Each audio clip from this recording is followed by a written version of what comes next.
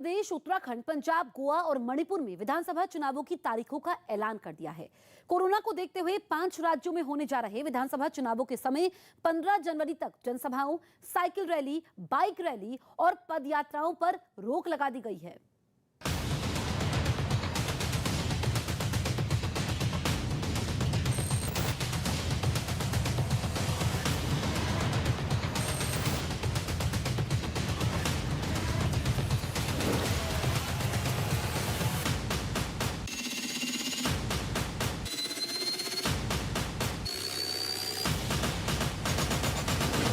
Date of poll 10th February 2022।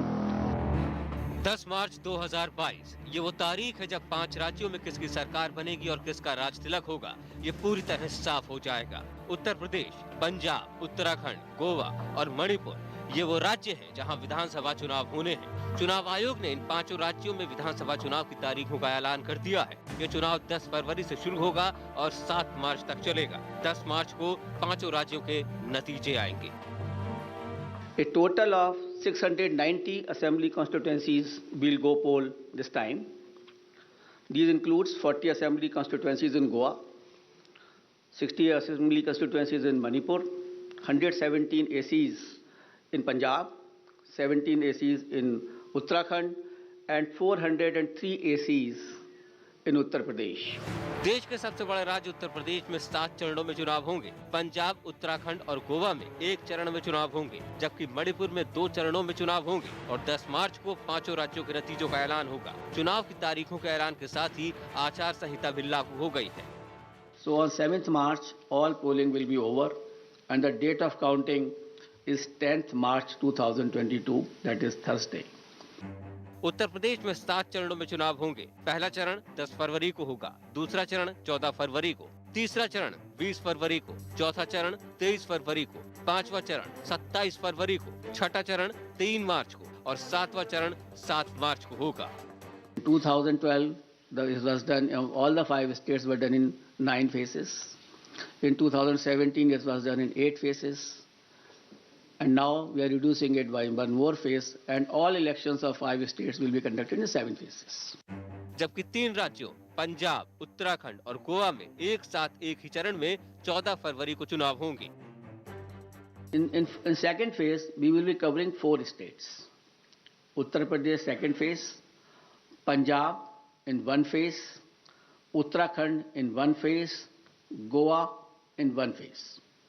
So Uttar Pradesh, Punjab, Uttarakhand and Goa. In second phase, Punjab, Uttarakhand, Goa will be over.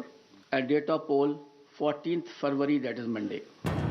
उधर मणिपुर में 2 चरणों में मतदान होगा। पहला चरण 27 फरवरी को और दूसरा चरण 3 मार्च को होगा। First phase of Manipur. Manipur will be done in 2 phases. So on 5th phase, we will be having Uttar Pradesh 5th phase and Manipur 1st phase. Uttar Pradesh 6th phase and Manipur 2nd phase. Date of poll 3rd March. इसके साथ ही चुनाव आयोग ने corona के खतरे को देखते हुए भी कई बड़े ऐलान किए। The Commission has decided that no road show, padyatra, cycle, bike vehicle rally and procession shall be allowed till 15th January 2022. Commission shall subsequently review the situation and issue further instructions accordingly. So up to 15th of January, because the situation is dynamic, it is not static. No road show, no padyatra, no cycle, bike or vehicle rally and any procession. Similarly, no physical rally of political parties or probable candidates or any other group related to election shall be allowed till 15th January. चुनाव आयोग के ऐलान के बाद सियासी पारा भी गर्मा गया। उत्तर प्रदेश की जनता बदलाव चाहती है और ये तारीखें बदलाव की हैं। शुरुआत हो रही है 10 फरवरी से और 10 मार्च तक परिणाम आएगा। उत्तर प्रदेश की जनता बहुत दिनों से बदलाव का इंतजार कर रही थी। इतने दिनों में महंगाई बढ़ी है, बेरोजगारी बढ़ी है, किसानों पे झूठे मुकदमे लगे हैं, अल्पसंख्यकों के साथ भेदभाव हुआ है, नफरत की राजनीति हुई है।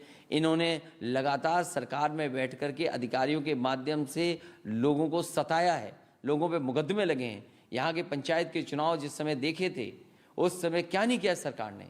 इनके अधिकारी भारतीय जनता पार्टी के कार्यकर्ता नेता बन गए थे। वहीं बीजेपी ने भी विरोधियों को निशाने पर लेने में देर नहीं लगाई।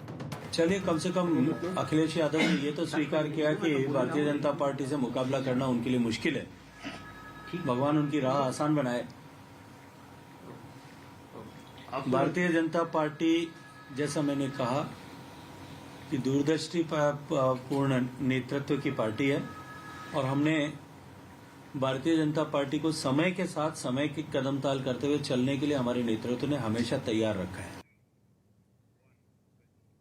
समाजवादी पार्टी के अध्यक्ष अखिलेश यादव ने न्यूज 18 से एक्सक्लूसिव बातचीत में कहा कि 10 मार्च बीजेपी की विदाई का दिन होगा। उत्तर प्रदेश में इलेक्शंस का ऐलान हो गया है। 10 मार्च को वोटों की गिनती होनी है। मेरे साथ समाजवादी पार्टी के राष्ट्रीय अध्यक्ष अखिलेश यादव जी हैं। आइए उनसे बात कर लेते हैं। सर, अब जबकि ऐलान हो गया है, क्या आपको लगता है कि जिन मुद्दों को लेकर के आप सड़कों पर उतरे, भीड़ खूब भारी हुई और अब ऐलान के बाद क्या सिचुएशन देख रहे हैं? जो उत्तर प्रदेश की जनता का समर्थन मिला था विजय रथ में, और जिस तरह से उत्तर प्रदेश की जनता तैयार है भारतीय जनता पार्टी को हटाने के लिए, 10 मार्च भारतीय जनता पार्टी का विदाई का दिन होगा। इन्होंने पिछले 4.5 साल में न अपना संकल्प पत्र पूरा किया है, जो वादे किए हैं थे जनता को, वो वादे नहीं पूरे किए। न किसान की आय दोगुनी हुई, न नौजवानों को नौकरी मिली, न नौजवानों को बेरोजगार लोगों को रोजगार मिल पाया। कारखाने बंद हो गए, उद्योग बंद हो गए। कोरोना में किस तरीके से दवाई के लिए, बिस्तर के लिए, ऑक्सीजन के लोग भागते रहे। आज भी कोरोना में कितने लोगों की जान गई सरकार नहीं बता रही है। कानून व्यवस्था पूरी तरीके से ध्वस्त है।